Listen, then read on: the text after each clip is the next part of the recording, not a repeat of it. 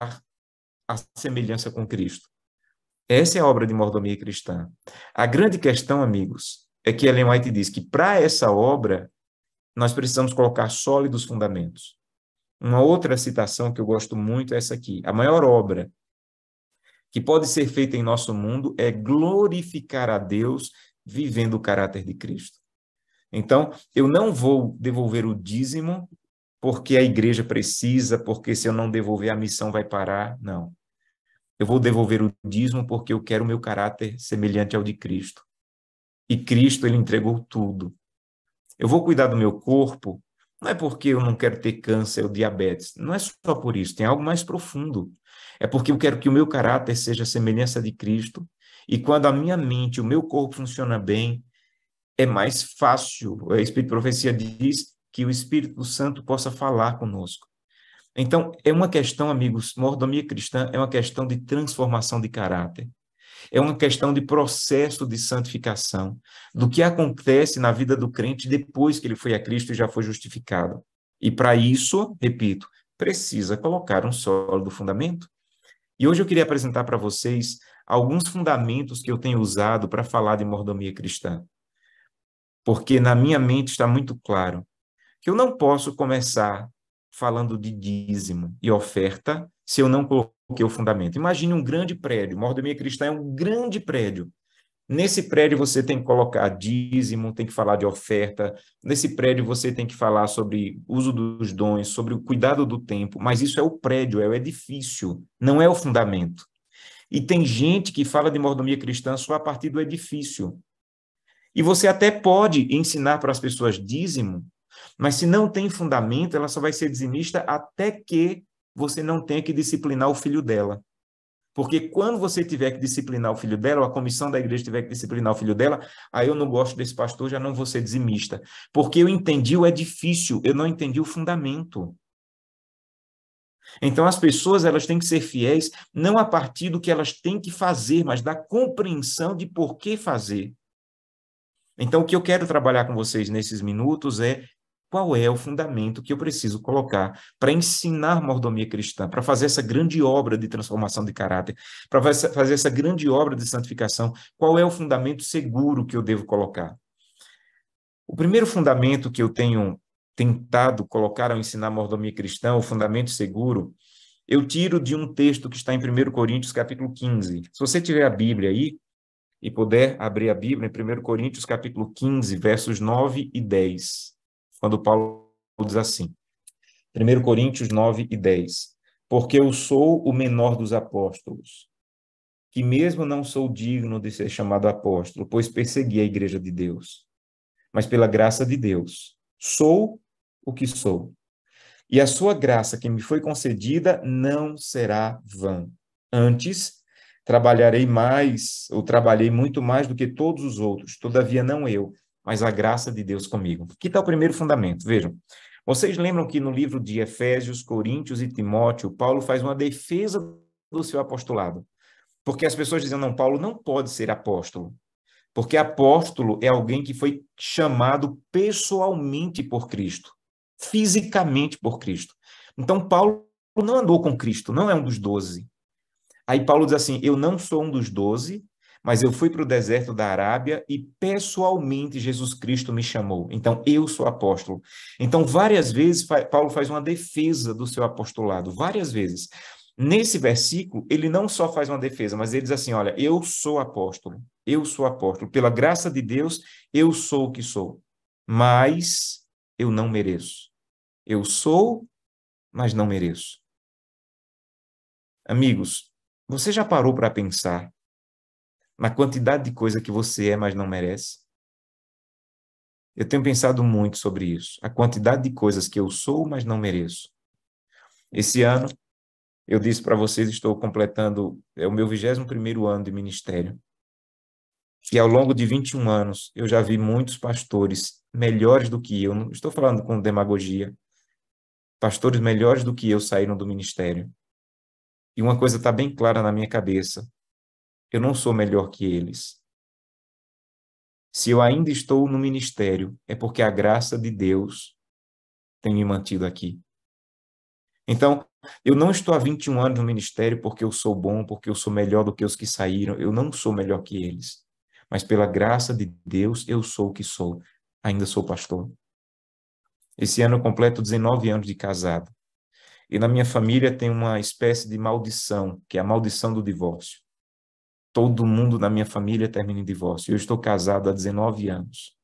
Mas não é porque eu sei ficar casado. Eu sou igual aos meus tios e às pessoas da minha família, que só sabem divorciar. Então, se eu estou casado há 19 anos, em paz e feliz com a Gleice, minha esposa, eu só posso dizer uma coisa: pela graça de Deus, eu sou o que sou. Eu tenho 2 filhos. Fui criado por um pai extremamente agressivo. Apanhou demais na infância, foi muito agredido na infância. E ele reproduziu na criação dos filhos dele o que ele recebeu na dele. E sabe o que é que eu sou? Eu sou igual ao meu pai. Eu tenho aqui nas minhas veias sangue de um pai agressivo, porque meus tios, meus avós eram assim. Mas eu brinco com os meus filhos. Minha filha tem 15 anos e anda de mão dada comigo, pede para dormir, ficar um pouquinho na cama dela. Ontem à noite cheguei de uma viagem longa do Chile, cansado, e meu filho me abraçou, de 14 anos, me beijou e disse: papai, vamos jogar bola. Eu sei que você está cansado, mas vamos jogar bola comigo. E esses dias minha filha foi me deixar no aeroporto com a minha esposa, vai fazer 15 anos. E aí ela chorou: papai, não vá, não viaje.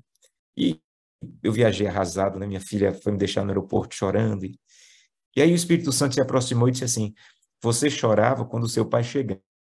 Sua filha está chorando porque você está saindo, você ainda está na vantagem. Vá em paz, continua o trabalho. Mas, gente, eu cheguei à conclusão que eu não sou um pai diferente do meu pai porque eu sou diferente. É porque a graça de Deus está me fazendo ser um pai diferente. Então, você já parou para pensar isso que Paulo está dizendo? Você já parou para pensar na quantidade de coisas que você é, o que você tem e que você não merece? Mas a graça de Deus tem dado para você? A grande questão, amigos, é que essa primeira parte, os nossos irmãos até entendem. Eles entendem que o que eles têm e o que eles são é a graça de Deus. Se você perguntar, irmão, e esse emprego? Ah, pastor, isso aqui foi a graça de Deus. E esse salário? Ah, pastor, isso aqui é uma dádiva de Deus. E esse carro? E esse apartamento? Ah, pastor, isso aqui é um milagre de Deus, é uma graça de Deus. Entender que a graça de Deus tem feito alguma coisa por mim é um bom passo, mas não é completo. Porque o versículo continua dizendo: mas tem o seguinte, a graça de Deus não vai ser vã em minha vida. Antes, eu vou dar o meu melhor pela causa, vou trabalhar mais do que todos os outros em resposta ao que a graça de Deus tem feito em mim. Então, Paulo está dizendo: eu não quero chegar ao final da minha vida e saber que a graça foi tudo isso em minha vida e que eu fui isso aqui. Eu nunca vou pagar o que a graça fez, mas eu vou fazer o meu máximo. Então, o primeiro fundamento, amigos, da mordomia cristã é fazer a igreja entender o que a cruz do Calvário fez por ela. Não existe entrega se eu não entender a entrega que foi feita por mim. A grande questão é que estamos falando de dízimo para pessoas legalistas. Estamos tentando ensinar oferta para pessoas que não entenderam a cruz e a graça. Estamos tentando ensinar a dar estudo bíblico para pessoas que ainda não entenderam que um dia Jesus Cristo saiu do céu para vir me resgatar aqui. Ele não fez uma viagem para o bairro vizinho. Ele fez uma viagem do céu para cá, para ser crucificado e morrer por mim. Então, a base segura para ensinar a fidelidade, a primeira base é: ensine o que a graça de Deus tem feito e que resposta eu vou dar a essa graça. Eu tenho, né, no meu primeiro ano de ministério, era o último ano do ministerial da Associação Pernambucana. Eu comecei na Associação Pernambucana. E era o pastor Mozaniel, um homem de Deus. Era o meu primeiro ano de ministério e o último ano dele. Aí ele me chamou na sala e disse assim: Josanã, é o seu último ano, é o seu primeiro ano, é o meu último ano, eu queria lhe dar alguns conselhos. E ele me deu conselhos que eu vou levar até o final da minha vida.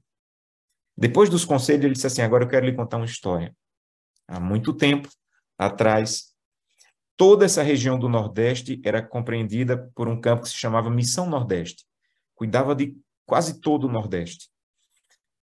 E a igreja passou por um problema financeiro muito sério, e o presidente de administração da Missão Nordeste, na época, decidiu que 5 pastores seriam tirados do ministério. Não é porque eles eram maus, não é porque eles eram fracos, é porque a igreja não tinha como pagar. Eu não sei que critério eles usaram, o pastor Mozaniel me disse, mas o presidente chamou 5 pastores e disse, olha, infelizmente nós não temos como pagar todos, estamos passando por uma crise financeira muito grande, e nós vamos liberar vocês, vocês não precisam mais cuidar das igrejas, nós vamos pegar as igrejas de vocês, vamos dar para outro distrito, para que ela não fique sem pastor, mas vocês estão livres, façam outra coisa para manter sua família. Imagino quão dura foi essa conversa.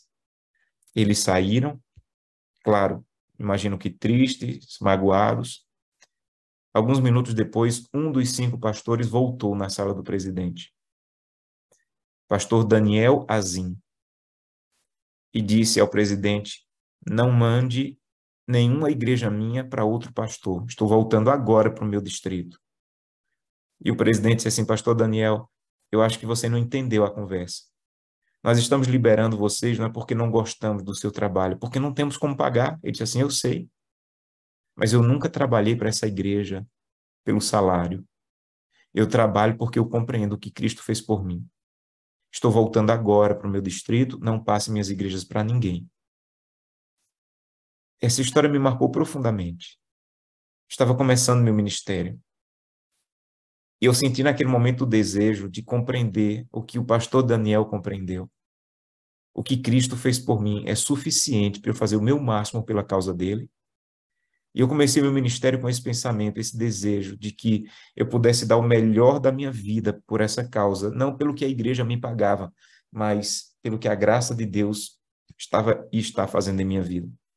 O tempo passou, uns 15 anos depois, eu já trabalhava na União Nordeste, em Recife, e a recepcionista interfonou para os escritórios, para as salas, e disse assim, olha, chegou um pastor jubilado, ele vai conhecer aqui o prédio, e ele vai passar em todas as salas, recebam ele, façam uma oração e tal.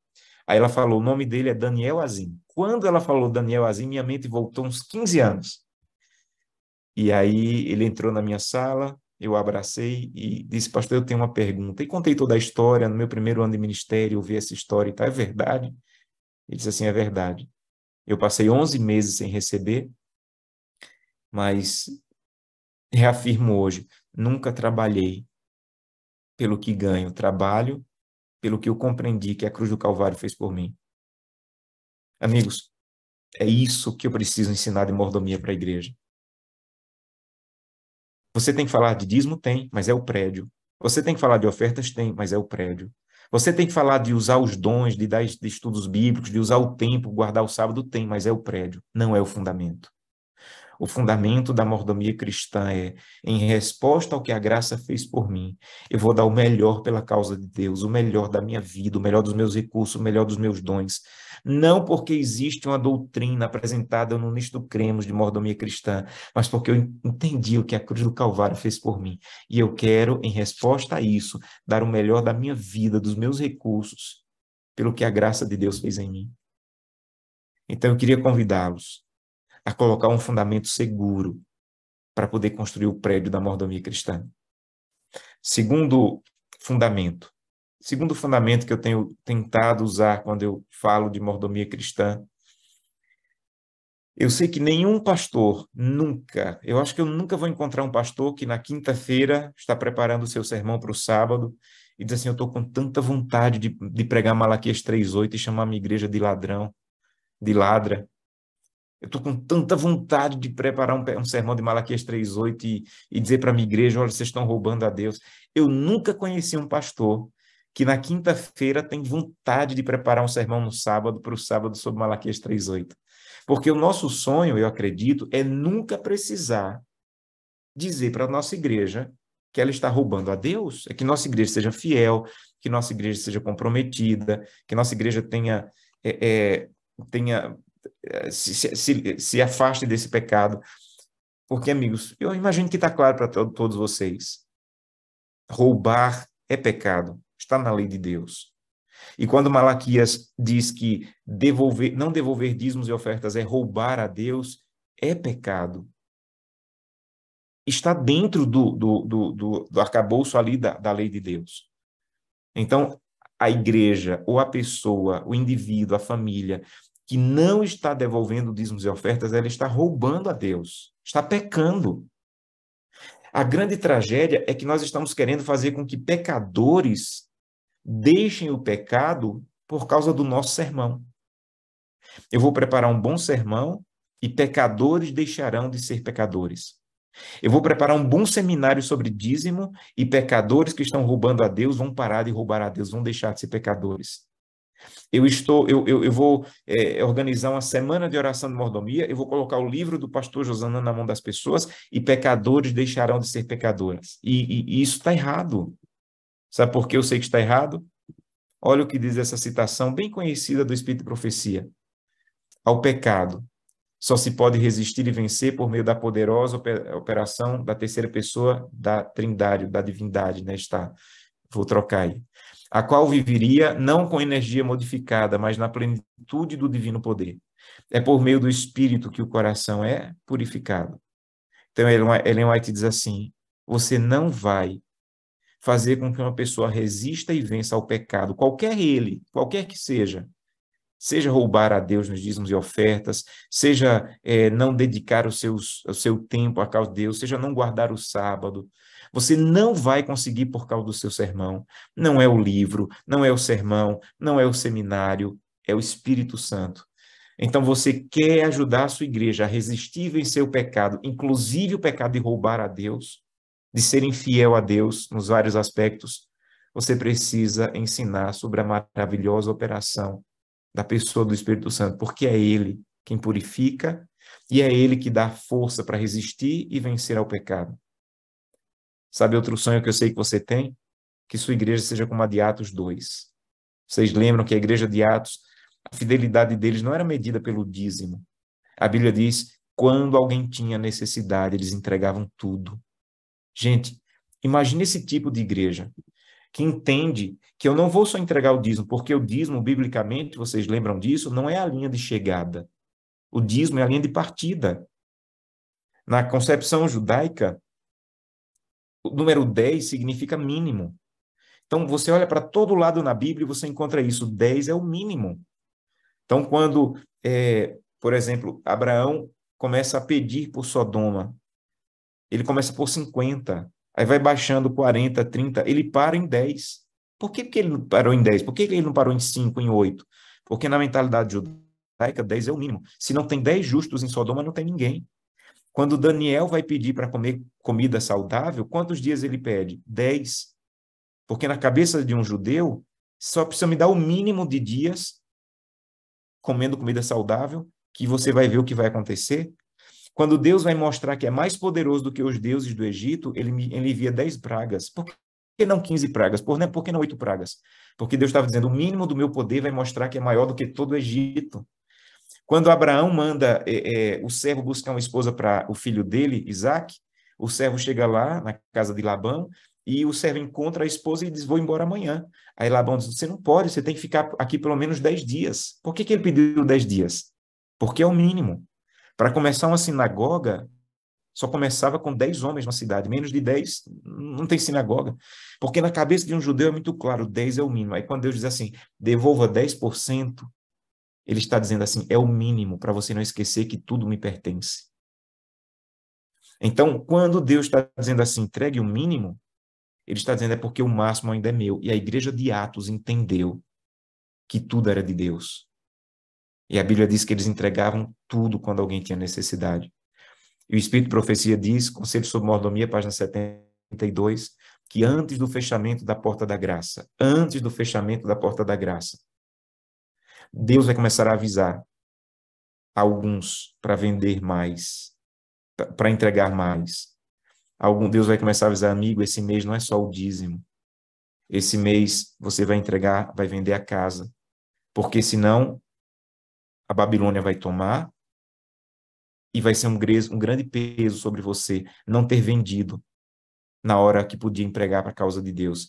E ela diz que o Espírito Santo vai avisar quando vender e quanto vender. Não é uma coisa que pastor vai fazer. As pessoas vão estar com um compromisso tão grande de entrega que o Espírito Santo vai começar a avisar quanto vender e quando vender. A pergunta, meus amigos, é: se eu não tenho igreja nem que entrega o dízimo, como é que eu vou ter uma igreja que entrega tudo? Se minha igreja não está sendo fiel nem na oferta, como é que eu vou ser fiel na entrega de tudo? Olha o que o Espírito de Profecia diz.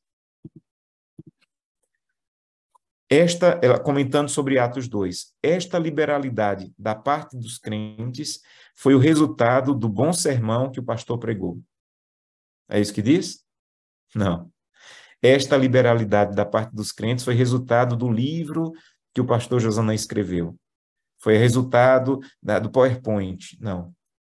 Este tipo de liberalidade, ela é resultado do derramamento do Espírito. Não há entrega completa sem que o Espírito Santo faça com que você resista e vença o pecado da cobiça e do egoísmo, e sem que o Espírito Santo derramado em você lhe leve a ter uma vida liberal. Então, amigos, não é o nosso sermão, não é o nosso PowerPoint. É claro que Deus pode usar o sermão, Deus pode usar o PowerPoint, Deus pode usar o livro, mas é o Espírito Santo. Então, nós dizemos assim, o Espírito Santo é para evangelismo. Eu preciso do Espírito Santo para pregar, para dar estudo bíblico, para evangelizar. A tragédia é que nós só conhecemos o Espírito Santo na perspectiva do livro de Atos. Nós devemos conhecer o Espírito Santo na perspectiva do livro de Romanos. Nenhum livro da Bíblia fala mais sobre o Espírito Santo do que Romanos. Só no capítulo 8 de Romanos, o Espírito Santo aparece 30 vezes. Só no capítulo 8, 30 vezes. Então, no livro de Atos, o Espírito Santo está agindo na igreja para os de fora.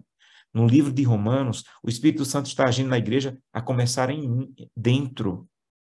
Então, a gente só pensa no Espírito Santo para pregar, quando a gente deveria pensar no Espírito Santo para me transformar, para mudar o meu caráter, para me fazer vencer o pecado, para me fazer ser um crente liberal, entregue completamente a Deus, que não vai dedicar só o sábado pela manhã, vai dedicar também a segunda-feira à noite para dar estudo bíblico, que não vai só entregar o dízimo e a oferta, mas se o Espírito Santo avisar, vai no supermercado comprar 4 cestas básicas para colocar na mala do carro, porque o Espírito Santo vai guiar alguém com fome para entregar as cestas básicas. Então, amigos, é o Espírito Santo que faz com que uma pessoa morta, apodrecida no egoísmo, se torne liberal e altruísta. Não é o meu sermão, não é o meu livro, não é o meu PowerPoint, é o agir do Espírito Santo. Aí, repito, me permitam, me desculpem a insistência nisso, mas é uma tragédia tentar ensinar dízimo, oferta, uso dos dons, guarda do sábado e cuidado do corpo, sem apresentar a graça e o agir do Espírito. Esse é o sólido fundamento da maior obra que alguém pode fazer, que é ter um caráter semelhante ao de Cristo. Há um texto que me fala profundamente ao coração, que é Romanos 8, 11 e 12, que diz assim, se o Espírito te vivificar, aí no verso 12 ele diz assim, mas se o Espírito Santo mortificar, não sei quantos lembram aí da aula de grego, mas vivificar e mortificar nem é viver nem matar. Vivificar é levar para que alguém faça viver. Mortificar é levar para que alguém mate.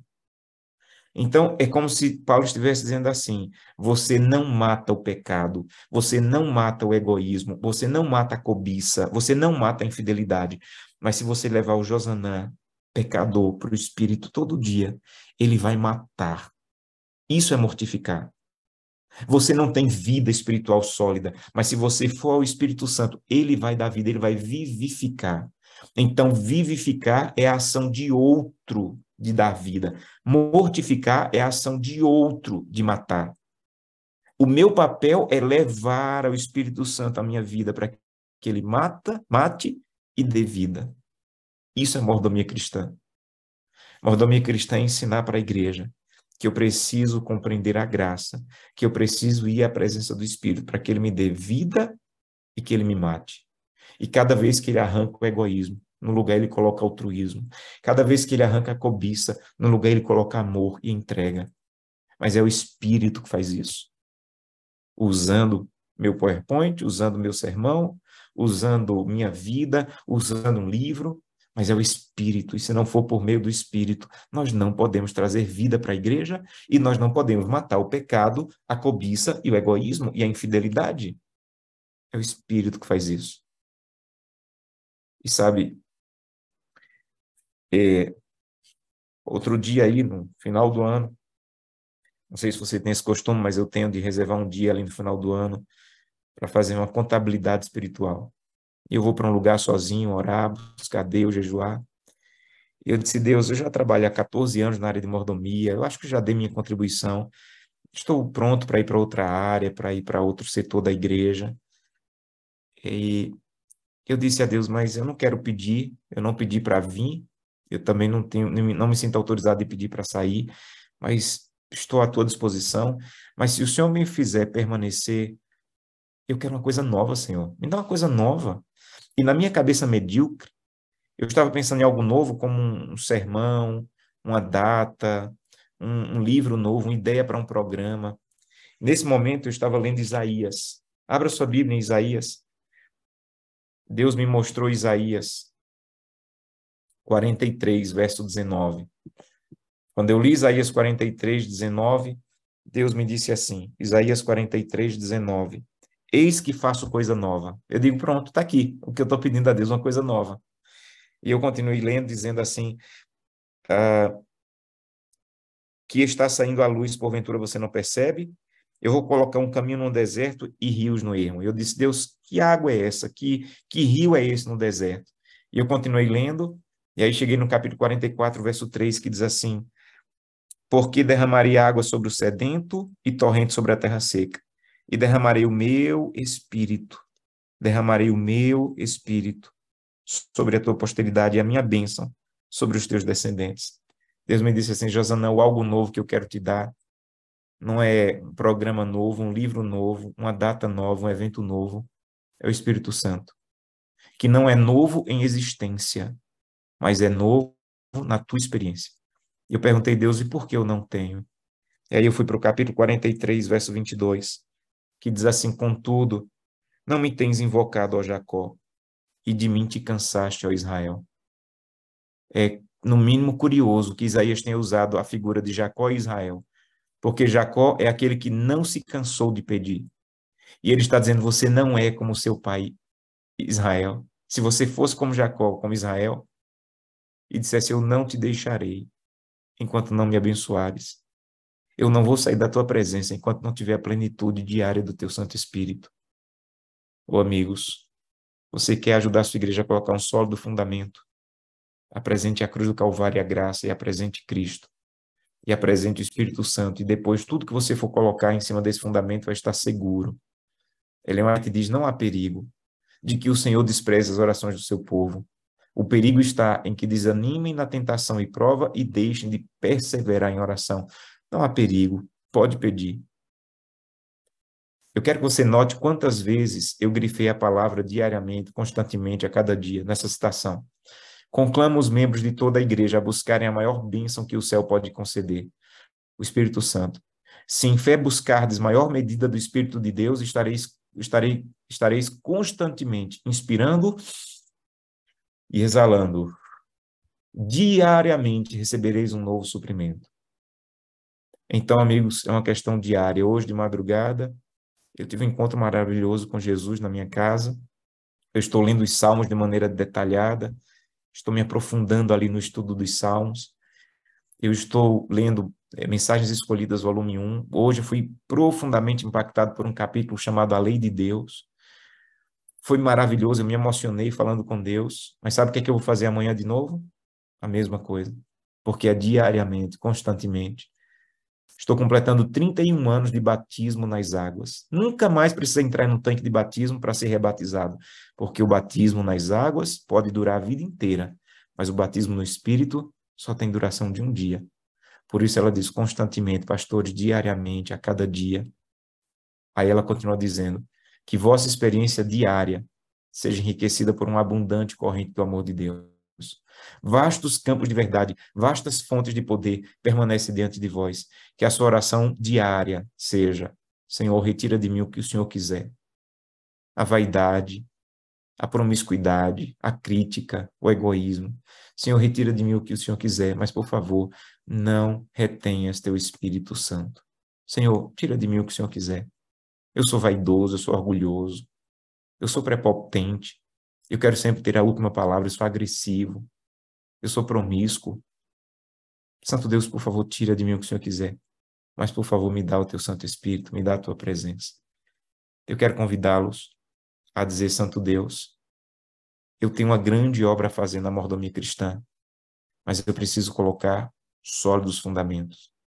Eu preciso colocar um fundamento sólido que me ajude a ensinar para a igreja tudo que a mordomia cristã precisa ensinar. Mas antes de colocar esse fundamento no coração da igreja, me ajuda a colocar esse fundamento no meu coração. Me ajuda a colocar esse fundamento na minha vida, na minha experiência diária. Quantos querem pedir isso a Deus essa manhã? Deixa eu ver suas mãos. Vamos orar?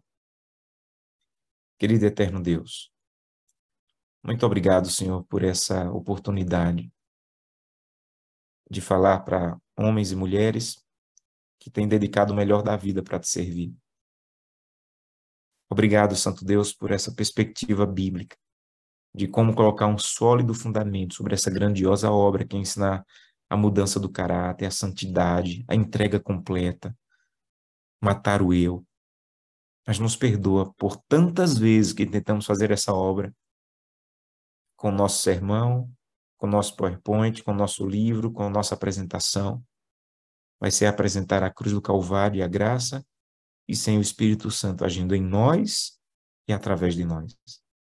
Então ajuda-nos, Santo Deus, a colocar sólidos fundamentos para quando formos falar de dízimo, de oferta, de pacto, de uso dos dons, de cuidado com o tempo, que as pessoas já tenham esse fundamento que vai ser sólido o suficiente para segurar esse grande prédio da fidelidade. É o que te pedimos por Jesus. Amém. Pelo tempo que o pastor me deu, eu tenho mais alguns poucos minutos. Eu queria ir para a segunda parte agora, apresentando para vocês, como o pastor Jaime me pediu, algumas ideias de como trabalhar mordomia cristã na sua igreja. Eu vou compartilhar aqui também outra tela e vou compartilhar com o pastor Jaime, ele vai fazer chegar na mão de vocês alguns materiais. Esse aqui é um livro que eu li há algum tempo, de um pastor adventista, um pesquisador da nossa Universidade da Austrália. Ele fez uma pesquisa nesses países aí, Austrália, Brasil, Inglaterra, Quênia e Estados Unidos, sobre o que leva uma pessoa a permanecer na igreja e a relação disso com fidelidade. Um livro extraordinário. Esse livro, ele liberou os direitos, por isso eu vou compartilhar o PDF, porque ele liberou os direitos para compartilhar. E esse livro, ele fala que uma pessoa, para permanecer na igreja, ela necessita desenvolver 5 hábitos. Eu não sei quantos lembram que há um tempo atrás, quando eu comecei o ministério, falava muito que para uma pessoa ficar na igreja tem que ter 7 amigos. Não sei quantos já ouviram nisso. A grande questão é que essas pesquisas eram feitas com igrejas batistas, igrejas presbiterianas. Então, numa igreja batista, que não tem muito compromisso ali doutrinário, que não tem tanta questão de comportamento como tem na igreja adventista, ter 7 amigos é suficiente. Mas esse pesquisador, ele mostrou nessa pesquisa que não é a questão de ter 7 amigos que faz uma pessoa permanecer na igreja adventista, mas de ter hábitos. Primeiro hábito, receber o sábado no pôr do sol, ter cuidado com as horas do sábado. Segundo hábito, estudar a lição da escola sabatina e frequentar a escola sabatina. Terceiro hábito diário de devoção. Quarto hábito, o hábito de missão, ter o hábito semanal de compartilhar. E o quinto hábito, fidelidade nos dízimos e ofertas. Então, o resumo da pesquisa seria o seguinte: imagina se toda a sua congregação tivesse um boné, que nesse boné, na frente do boné, tivesse uma luz vermelha, que quando ela acendesse, você sabia que a pessoa estava saindo da igreja. Você corria lá para ajudar a pessoa a não sair da igreja. Ele disse assim, esse boné não existe. Mas na pesquisa, ele mostrou que se uma pessoa ela não tem esses 5 hábitos, ela tem 96% mais de chance de sair da igreja. Uma pessoa que não respeita as horas do sábado, uma pessoa que não estuda a lição da escola sabatina, não frequenta a escola sabatina, uma pessoa que não tem hábitos diários de comunhão, uma pessoa que não tem hábitos missionários e uma pessoa que não tem fidelidade nos dízimos de ofertas, ela vai sair da igreja. É só esperar. Então, se nós conseguirmos desenvolver esses hábitos nas pessoas, a probabilidade de que elas permaneçam na igreja vai ser bem maior. Eu fiquei impressionado com essa pesquisa, impressionado, mas é uma pesquisa doutoral, é uma pesquisa muito profunda. E aí nós desenvolvemos um material prático que se chama Crescendo em Cristo. Nós pegamos os 5 pontos da pesquisa e desenvolvemos um material de 7 semanas, estilo lição da escola sabatina, para trabalhar com o novo converso. Esse material todo está nesse site, crescendoemcristo.org. Aí tem o material do aluno, o material do professor e o material para juvenis e adolescentes. Então, é uma revista, gente, uma revista parecida com a lição da escola sabatina, que tem 7 semanas, cada dia a pessoa vai estudando. Esse material já está no estudo bíblico Jesus Restaurador da Vida. Quando a pessoa termina o estudo bíblico, ali tem as 7 lições. Então, qual é a ideia? O estudo bíblico Jesus Restaurador da Vida tem 20 estudos. A ideia é que no 13º estudo, a pessoa seja orientada a começar todo dia a ler uma página do Crescendo em Cristo que está no final do estudo.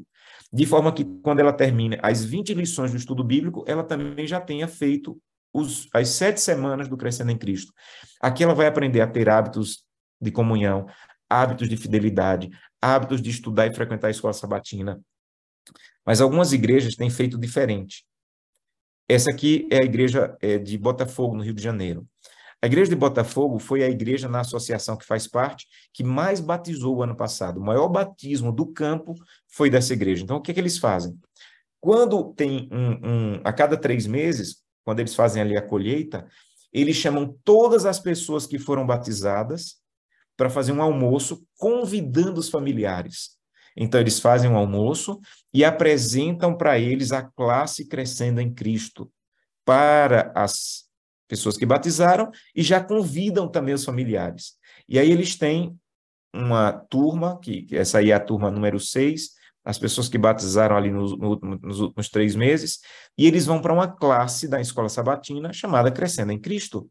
Então, tem um professor com equipe ali, que eles dão essa lição. Então, toda semana eles estudam durante 7 semanas.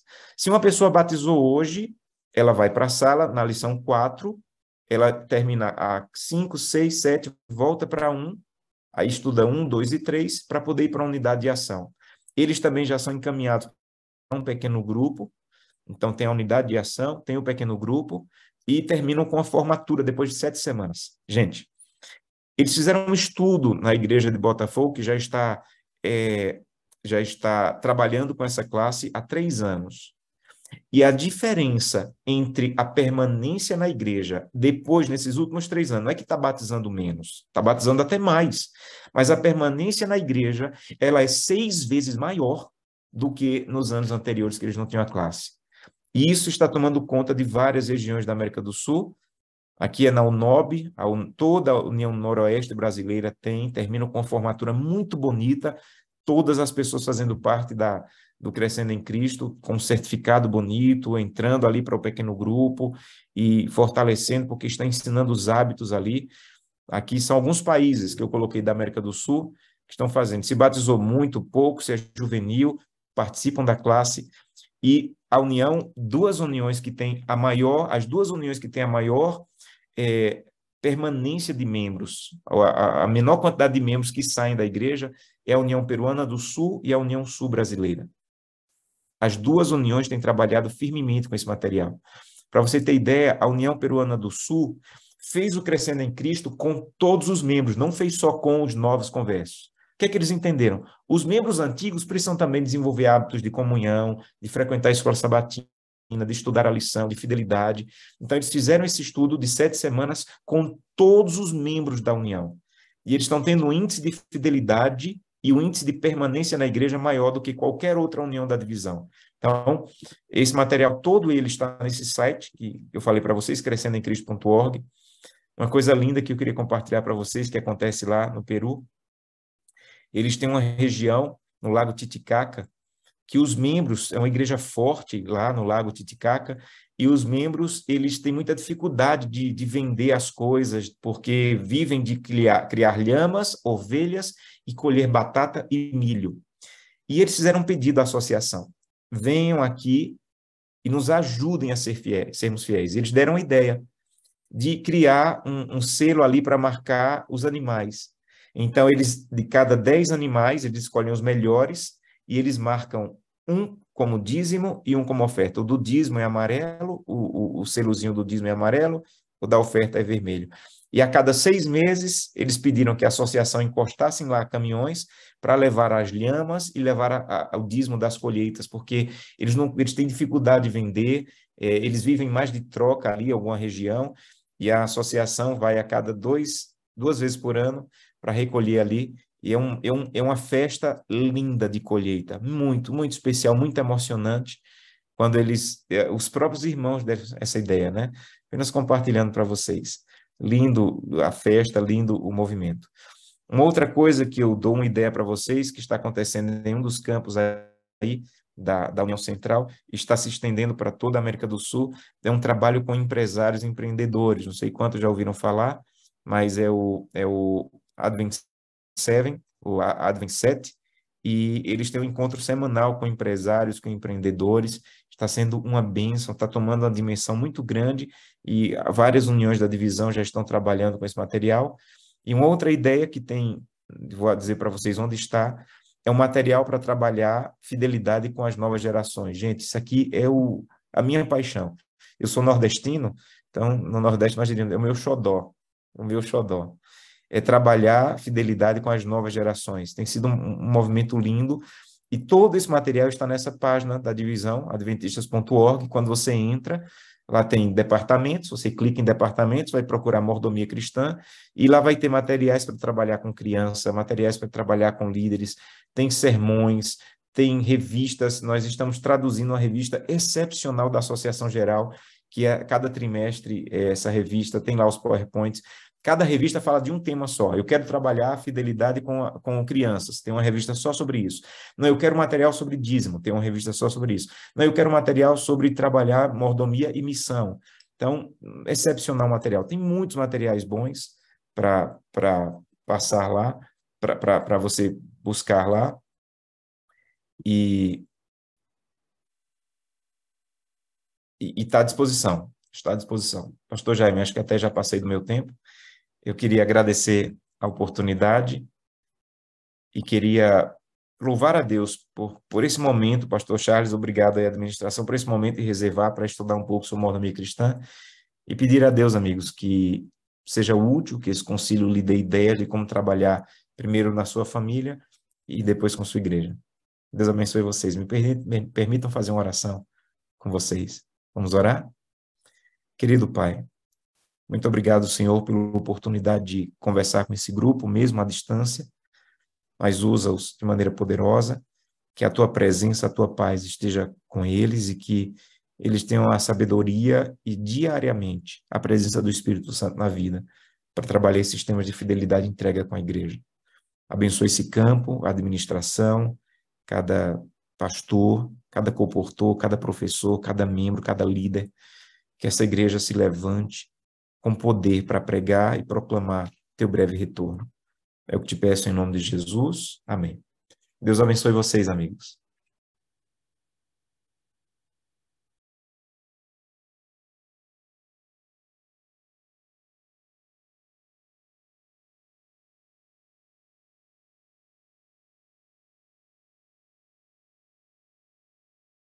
Amém.